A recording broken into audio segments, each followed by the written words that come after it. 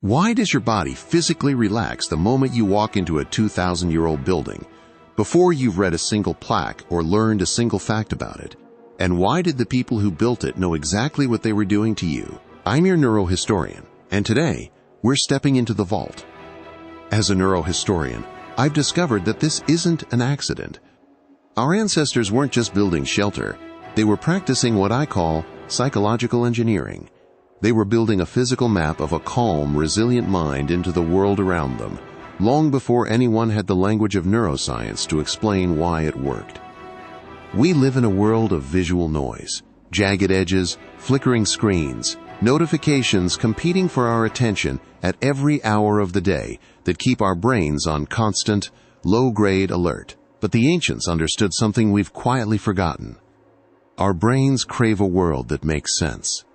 A world with pattern, proportion, and rhythm. And for thousands of years, before therapy, before medication, before any of our modern language for anxiety even existed, architecture was one of the only tools humanity had to actually treat it. Nobody called it therapy at the time, but that's functionally what it was, a physical intervention for an internal state, built at the scale of an entire civilization.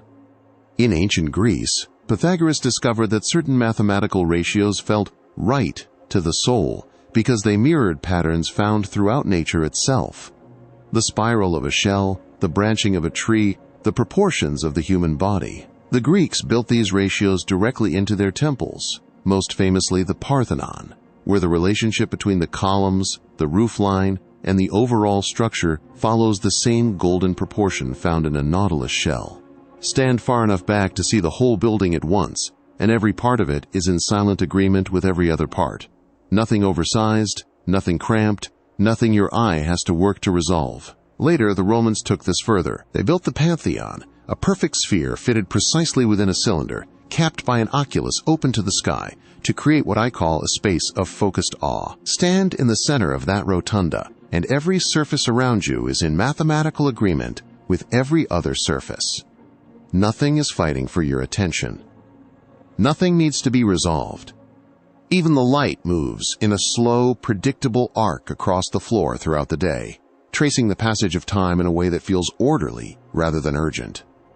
As a neurohistorian, I see this symmetry as a deliberate shield against anxiety. Here's why it works. Your brain's threat scanning system is constantly running a background check on your environment, asking, mostly outside conscious awareness, is this space safe? Is this space understood? Is there anything here I need to react to?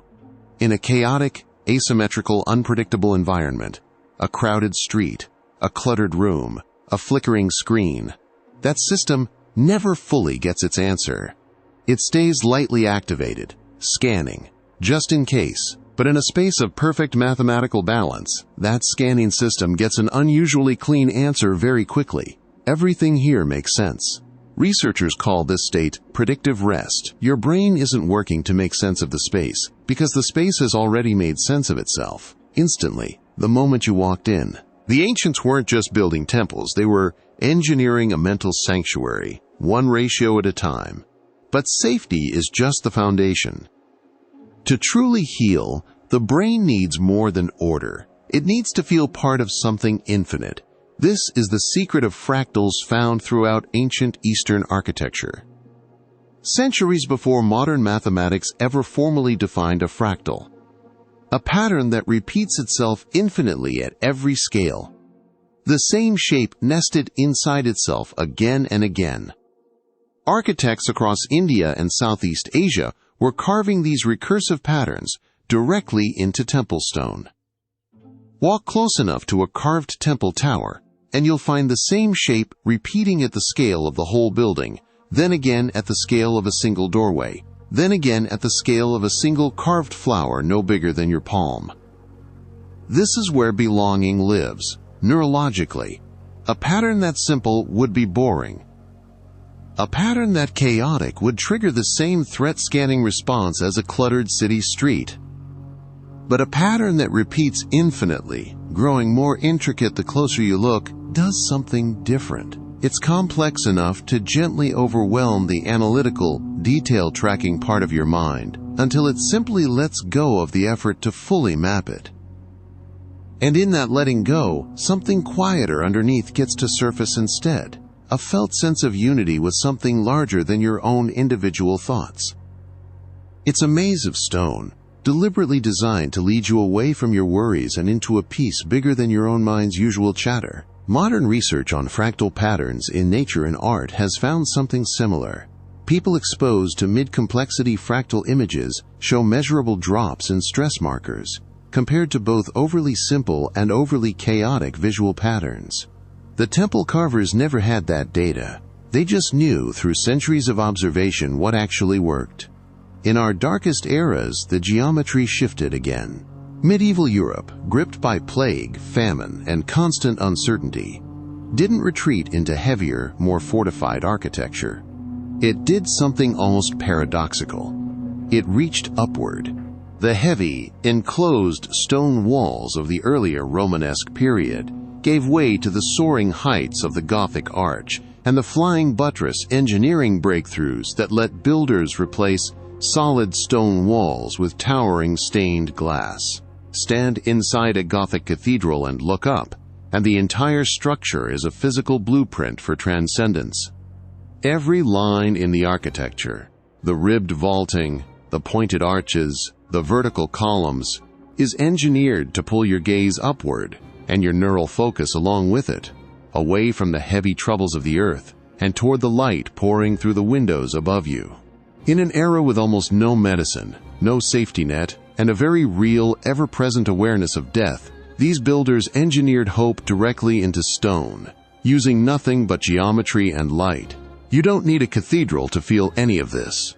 Think about the last time a space, a room, a view, even a single window at the right time of day made something in you exhale without you deciding to. That wasn't random. And it wasn't just aesthetic taste.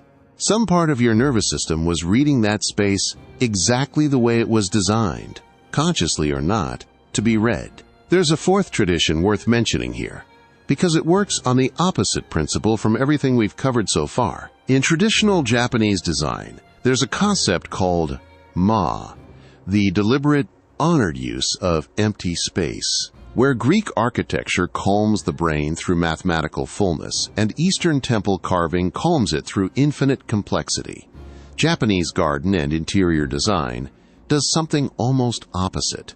It calms the brain by giving it almost nothing to process at all. A single stone, a patch of raked gravel, a wall left intentionally bare.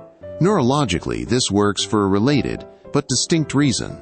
Constant visual input, even pleasant input, still requires processing. Your brain is always working, always interpreting. True empty space gives your visual system almost nothing to do, which allows activity in the very same threat scanning network we've been discussing to drop even further than balance or pattern alone can achieve. 3 different civilizations, 3 different continents, arrived at 3 different architectural solutions to the exact same neurological problem, an overstimulated mind in need of rest. And here's a harder question worth sitting with.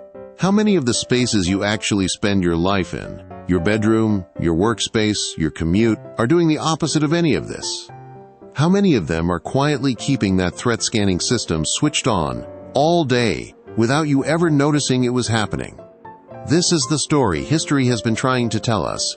We are not just victims of our environment. We are the architects of it, in ways both large and small. If our ancestors could build hope directly into cold stone during their hardest, most uncertain eras, plague, war, poverty, the constant nearness of death, we can do the same in our own lives, our own rooms, our own small corners of the world today. It doesn't require a cathedral, and it doesn't require an architect. It might just require noticing which corner of your own home already makes you exhale, and giving yourself permission to spend more time there on purpose instead of by accident. Think about it this way. Every space you spend meaningful time in is already shaping your nervous system, whether or not you've ever thought about it in those terms. A cluttered desk is quietly asking your brain to keep scanning. A single cleared surface, a plant, a window you actually sit near instead of just passing. These aren't just decorating choices.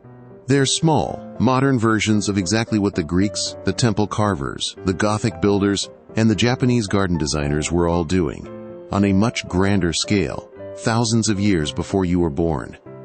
You don't need their resources, you just need their intention. We build the sanctuary first in our minds, so that we may eventually stand within its walls. But here's what almost nobody knows.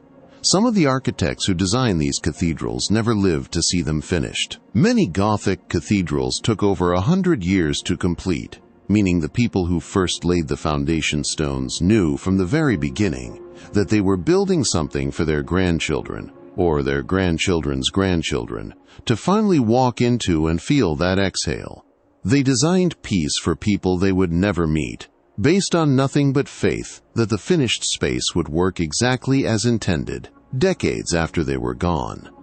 There's something worth sitting with in that. Most of us build for right now, the next deadline, the next paycheck, the next few years at most. These builders were laying stone for a piece they would personally never get to feel. What that says about the kind of hope worth building, even when you'll never personally witness the result, is a much bigger question than it first appears, and it's exactly where we're headed next time.